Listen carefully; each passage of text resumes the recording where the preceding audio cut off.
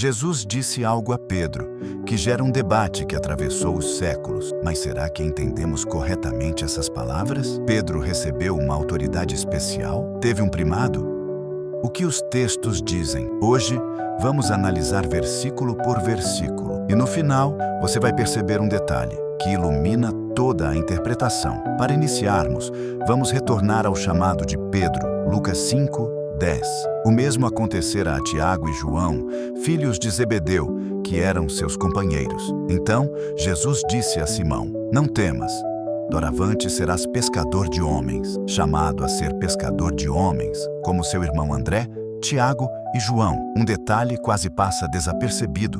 Até então, Pedro tinha por nome Simão. Mais adiante, você verá que isso faz toda a diferença. O versículo central é Mateus 16, versículos 17 ao 19. Jesus então lhe disse: Feliz és, Simão, filho de Jonas, porque não foi a carne nem o sangue que te revelou isto, mas meu Pai que está nos céus. E eu te declaro, tu és Pedro.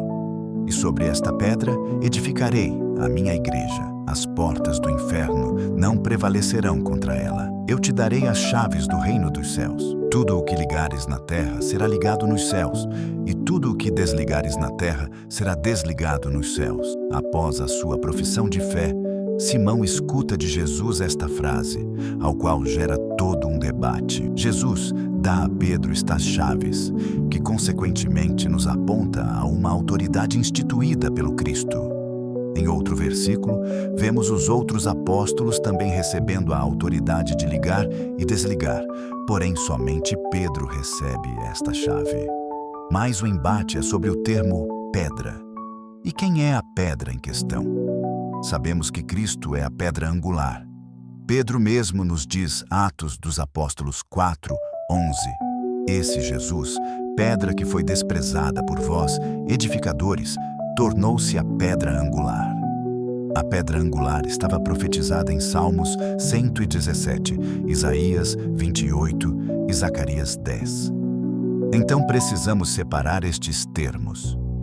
Cristo é o cumprimento destas profecias.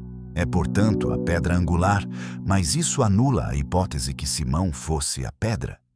Veja este versículo, João 1:42. Levou-o a Jesus, e Jesus, fixando nele o olhar, disse: Tu és Simão, filho de João, serás chamado Cefas, que quer dizer pedra.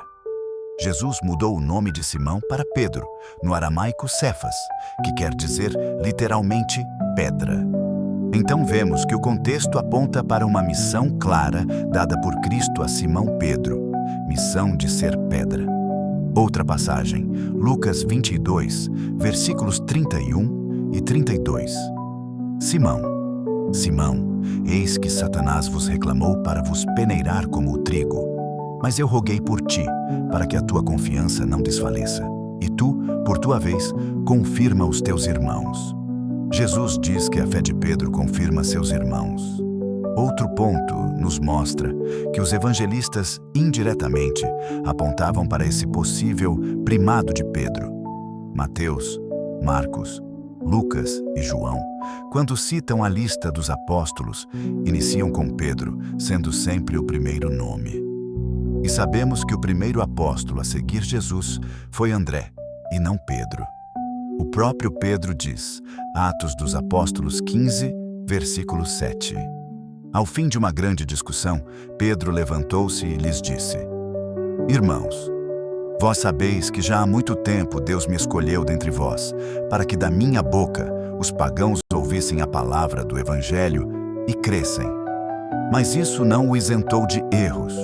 O maior deles, sem dúvida, foi a negação de Jesus. E agora o detalhe final. Mesmo após o seu erro, Cristo ressuscitado se dirige diretamente a Pedro. João 21, versículos do 15 ao 17.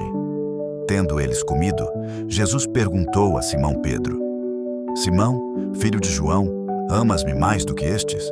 Respondeu ele: Sim, Senhor, tu sabes que te amo. Disse-lhe Jesus: Apacenta os meus cordeiros. Perguntou-lhe outra vez: Simão, filho de João, amas-me? Respondeu-lhe: Sim, Senhor, tu sabes que te amo. Disse-lhe Jesus: apacenta os meus cordeiros. Perguntou-lhe pela terceira vez: Simão, filho de João, amas-me? Pedro entristeceu-se porque lhe perguntou pela terceira vez: Amas-me? E respondeu-lhe: Senhor, sabes tudo, tu sabes que te amo. Disse-lhe Jesus: Apacenta as minhas ovelhas. Jesus o perdoa seu grande erro, para cada negação uma confirmação, e assim, mais uma vez o confirma como seu pastor, e a missão de apacentar seu rebanho. Portanto, concluímos aqui, expondo os versículos sobre o tema. Deixe sua conclusão nos comentários. Para mais conteúdos como esse, se inscreva em nosso canal. Deus abençoe.